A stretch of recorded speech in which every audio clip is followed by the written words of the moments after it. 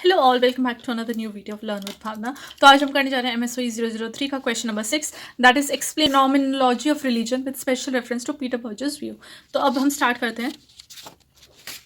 अब जो नॉमिनोलॉजी है रिलीजन की, वो एक ऐसी अप्रोच है जो रिलीजन को स्टडी करती है कि वो उसने रिलीजन को कैसे एक्सपीरियंस किया लोगों ने, इंडिविजुअल्स ने, कम्युनिटीज़ में, और उसका क्या इम्पैक्ट रहा है सोसाइटी पे। अब हम बात कर रहे हैं कि एक्सपीरियंसेस की। जब हम एक्सपीरियंसेस की बात करते हैं तो वहाँ पे सब्जेक्टिव एक्सपीरियंस की हम बात कर रहे हैं कि एक सब्जेक्ट, एक इंडिविजुअल ने उस चीज़ को कैसे लिया है, इधर दैट कैन बी पॉजिटिव और नेगेटिव एज वेल। अब जो ये सब्जेक्टिव एक्सपीरियंसेस हैं, सब्जेक्टिव एक्सपीरियंसेस है, वो कैसे आते हैं जब लोग एक पर्टिकुलर रिलीजियस बिलीफ या प्रैक्टिस सिंबल्स को मीनिंग देते हैं, राइट? तो वो उसको एक ऑब्जेक्टिव फैक्ट में नहीं बदलते हैं, rather than that remains to be a subjective, that can not be an objective fact. Objective तो क्या होता है? जो सारी चीज़ें हर एक पर्सन के थ्रू आती है, या फिर जो कि फॉर एग्जाम्पल साइंटिफिक है, so that is objective. But subjective is what one person feels, what an individual feels, right? अब जो पीटर बर्ज थे, उन्होंने ये चीज़ देखी, उन्होंने देखा कि जो अंडरस्टैंडिंग है इंडिविजुअल या कम्युनिटीज़ की एक्सपीरियंसेस के थ्रू, वो इंटरप्रेट कर रहे हैं अपने रिलीजियस बिलीफ्स और प्रैक्टिसेस की, और कैसे ये जो एक्सपीरियंसेस और इंटरप्रिटेशंस है वो कैसे शेप कर रहे हैं उनकी understanding of the world around them. ये इन्वॉल्व कर सकता है जैसे कि वो रिलीजन का क्या रोल है in shaping the social norms and values with in a society.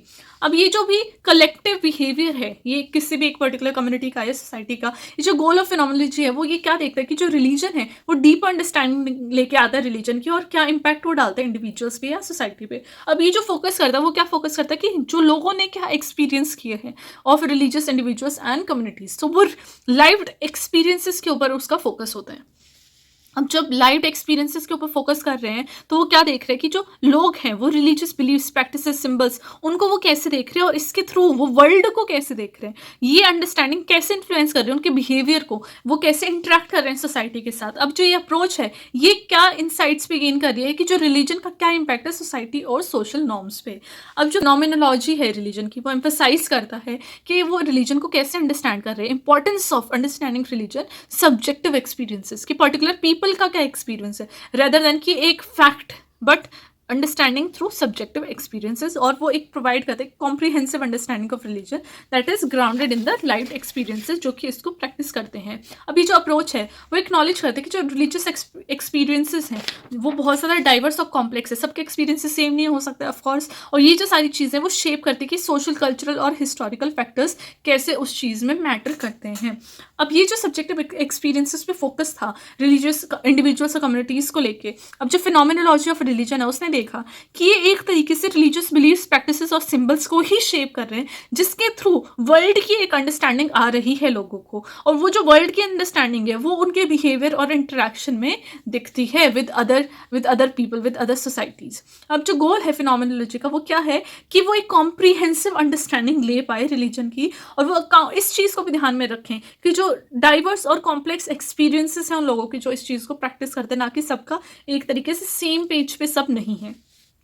Peter बर्ज थे, वो एक बहुत प्रोमिनेंट सोशोलॉजिस्ट थे जिन्होंने रिलीजन को स्टडी किया था, और इन्होंने ही व्यू ऑफ फिनोमेनोलॉजी को इंपॉर्टेंस दी थी विद इन द रिलीजन। अब जो बर्ज थे वो ये देखते थे कि जो रिलीजन है वो एक सोशल कंस्ट्रक्शन है जो कि क्रिएटेड है बाय ह्यूमन बीइंग, और ह्यूमन बीइंग ही उस चीज़ को चलाते आ रहे हैं। उन्होंने देखा कि रिलीजन एक ऐसी चीज़ है जिसके थ्रू पीपल अपने वर्ल्ड की अंडरस्टैंडिंग बनाते हैं, जो उनकी चीज़ें अराउंड चल रही हैं उस चीज़ को वो एक तरीके से मीनिंग थ्रू रिलीजन ही देते हैं। अब जो पीटर बर्ज था उन्होंने देखा कि जो की फिगर है in development of sociology of religion, वो एक काफ़ी डिस्टेंट फील्ड ऑफ स्टडी है।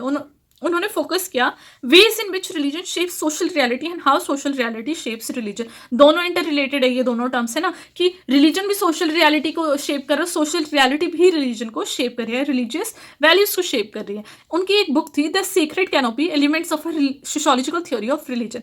अब बर्जन ने आर्ग्यू किया था कि जो रिलीजन है वो इंडिविजुअल्स को प्रोवाइड करता है एक ऐसी अंडरस्टैंडिंग ऑफ द वर्ल्ड जिसमें कि वो ऑलरेडी हैं। उन्होंने सजेस्ट किया कि रिलीजन एक सीक्रेट कैनोपी बनाता है। कैनोपी क्या होता है? जो फुल्ली कवर्ड होता है, राइट? एक ऐसी सीक्रेट कैनोपी बना रहा है जो कि कवर्ड है, और वो शेप करता है उनका सोशल वर्ल्ड, ताकि इंडिविजुअल वो एक sense of meaning and purpose feel कर सके।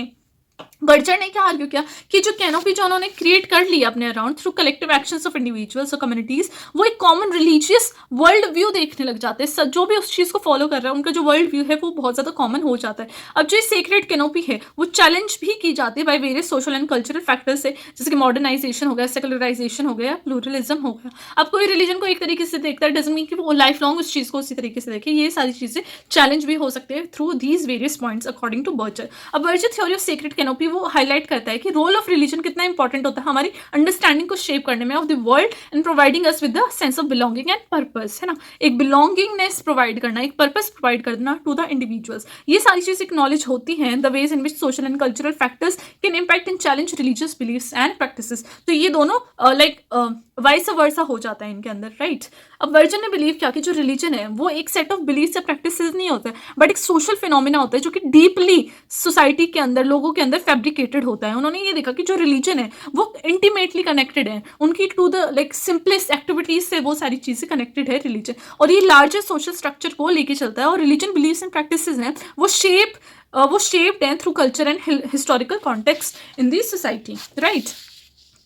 अब बर्जन ने ये भी एम्फेसाइज किया कि जो रिलीजन है वो बहुत ज़्यादा डायनामिक एंड इन्वॉल्विंग है, चेंज होता रहता है जैसे जैसे सोसाइटी चेंज होती है, जैसे लोग उसको इंटरप्रेट करते हैं या फिर इंडिविजुअल्स उस चीज़ को कैसे लेते हैं और कम्युनिटीज़ कैसे लेती है। उन्होंने ये भी हाईलाइट किया कि जो पावर ऑफ सोशल इंस्टीट्यूशंस है वो काफ़ी ज़्यादा एक रोल प्ले करती है इन शेपिंग रिलीजियस बिलीव्स। अब जो भी पावरफुल कम्युनिटीज़ है या फिर जो भी पावरफुल इंडिविजुअल्स है फॉर सोसाइटी, वो काफ़ी ज़्यादा, उनका बहुत ज़्यादा मेन एक इंपॉर्टेंट रोल होता है रिलीजियस बिलीव्स शेप करने में, प्रैक्टिसेस शेप करने में या प्रैक्टिसेस बनाने में, जिसमें कि रिलीजन री-इन्फोर्स हो जाते हैं social hierarchies and maintain social control. ये किस लिए किया जाता है कि जो मतलब कि जो हायर जो पावरफुल कम्युनिटीज़ हैं वो पावरफुल ही रहें और ये हायरार्की और सोशल कंट्रोल मेंटेन करने में हेल्प करता है। अब बर्जर का जो ये व्यू था फिनोमिनोलॉजी ऑफ रिलीजन का, ये एम्फसाइज करता है कि रिलीजियस एक्सपीरियंसेस अंडरस्टैंड करने में कितने इंपॉर्टेंट होते हैं, अंडरस्टैंड करने कितने इंपॉर्टेंट होते हैं सोशल और कल्चरल कॉन्टेक्स्ट में। अब अकॉर्डिंग टू बर्जर, अब रिलीजन एक ऐसा सोशल कंस्ट्रक्शन है जो कि क्रिएट और सस्टेन किया जा रहा है by human beings only,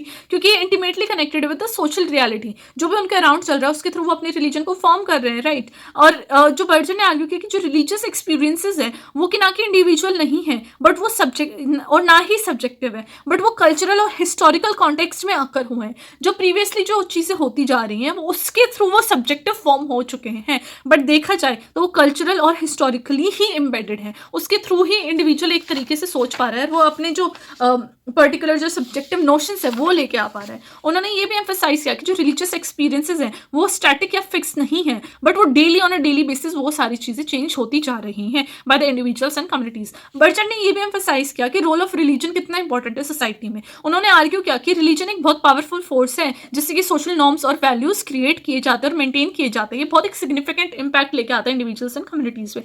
for example, जब हम रिलीजियस बिलीव्स या प्रैक्टिसेस की बात करते हैं तो हम देखते हैं कितनी हद तक ये इन्फ्लुएंस करता है पीपल को, ताकि वो पॉवर्टी से निकल पाए, सोशल इनइक्वालिटी से वो हट पाए, पॉलिटिकल कॉन्फ्लिक्ट जो है सोसाइटी में उसको हटा पाए। तो मतलब कि ये भी एक तरीके से ये भी एक तरीके से रिलीजन को एक पॉजिटिव लाइट में ही देख रहे थे। सिमिलरली जब हम रिलीजियस बिलीव्स की बात करते हैं फंक्शनल, तो ये भी एक तरीके से रिलीजन को फंक्शनल पर्सपेक्टिव में ही देख रहे थे। सिमिलरली जब हम रिलीजियस बिलीव्स एंड प्रैक्टिसेस की बात करते हैं कि वो कैसे रोल प्ले करता है पॉलिटिकल कॉन्फ्लिक्ट में, चाहे तो वो बेसिस ऑफ अपोजिशन हो गया फॉर पॉलिटिकल रिजीम्स या फिर bye supporting of political movements and ideologies. Berger ने ये भी एम्फसाइज किया कि क्या इंपॉर्टेंस होती है of understanding the social and cultural context of religious beliefs and practices. उन्होंने ये देखा कि जब रिलीजन किसी भी एक पर्सन की सोशल रियलिटी शेप करता है तो वो बिलीव करता है कि जो स्टडिंग ऑफ रिलीजन है सोशोलॉजिकल पर्सपेक्टिव में वो बहुत ज़्यादा एक वैल्यूएबल इंसाइट प्रोवाइड करता है to the role of religion in society. मतलब कि जब हम सोशोलॉजिकली रिलीजन को पढ़ रहे हैं तभी हम उसको इंपॉर्टेंट लाइट्स या फिर उसके डिफरेंट पर्सपेक्टिव है उनको गो थ्रू कर सकते हैं, ताकि हम जो कॉम्प्लेक्स इंटरेक्शंस है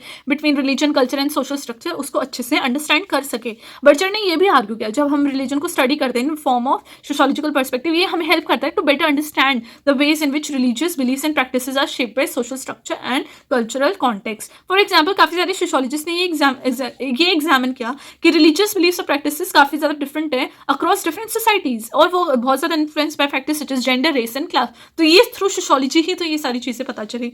अब बर्जर ये भी बिलीव करते थे कि जो स्टडिंग ऑफ रिलीजन है वो एक सोशियोलॉजिकल पर्सपेक्टिव से हमें हेल्प कर सकता है ताकि हम बेटर वे में देख सकें कि रिलीजन कैसे शेप हुआ है सोशल चेंज के थ्रू, और रिलीजन कैसे शेप करता है सोशल चेंज को, या फिर कैसे ब्रिंग इन करता है सोशल चेंज को। अब जब हम हिस्टोरिकल और कल्चरल कॉन्टेक्स्ट की जब हम बात कर रहे हैं रिलीजियस बिलीव्स की या प्रैक्टिसेस की, तो सोशियोलॉजिस्ट इस चीज़ के ऊपर काफ़ी ज़्यादा इंसाइट गेन करना चाहते हैं कि रिलीजन कैसे इवॉल्व हुआ है थ्रू टाइम और ये कैसे इवॉल्व होएगा इन द फ्यूचर। तो ये सारी चीज़ें भी काफ़ी ज़्यादा इंपॉर्टेंट हो जाती हैं। बर्जर ने फिनोमिनोलॉजिकल अप्रोच को देखा कि importance of understanding the subjective experience की बात करता है, उसके ऊपर उन्होंने बहुत ज़्यादा इंपॉर्टेंस दिया, हाईलाइट किया। अब पीपल जो है वो अपनी कोई भी रिलीजियस बिलीफ या प्रैक्टिसेस हैं उससे एक मीनिंग अटैच करके रखते हैं। वो बिलीव करते हैं कि जो ये रिलीजियस एक्सपीरियंसेस है वो एक मतलब कि एब्स्ट्रैक्ट कॉन्सेप्ट नहीं है, बट ये बहुत ज़्यादा रूटेड होता है उनके लाइव एक्सपीरियंस में, क्योंकि उन्होंने वो चीज़ें जी। अब कोई एक बेसिक चीज़ जो हो रही है वो कहने को तो हो जाएगी, बट अगर लोग यूँ कहेंगे हाँ ये घटना हमारे साथ घटित हुई है, ये घटना हमारे साथ हुई है, तो उस चीज़ के ऊपर बिलीव करना ईजी हो जाता है। So it is more about life experiences. अब मैंने लास्ट में कंक्लूजन लिख दिया कि फिनोमिनोलॉजी ऑफ रिलीजन की क्या कंक्लूजन रही है, वो किसके ऊपर फोकस करता है। और बर्जर का जो मेन पॉइंट था वो क्या था, it was about subjective experiences.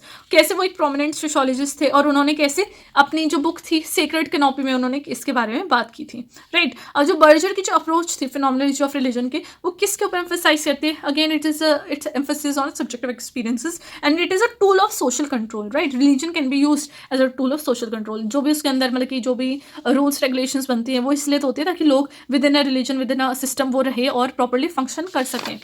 अब जो भी इंडिविजुअल है वो एक सेंस या फिर ऑर्डर ऑफ मीनिंग बनाते हैं through guidance and social cohesion, that is again done through religion. तो मेन यही था हमारा आंसर। अब हमारे लास्ट एक क्वेश्चन रहता है, उसकी भी वीडियो आपको बहुत जल्दी मिल जाएगी। Till then do make your assignments and submit your assignments and like share and subscribe to my channel. Bye bye, take care.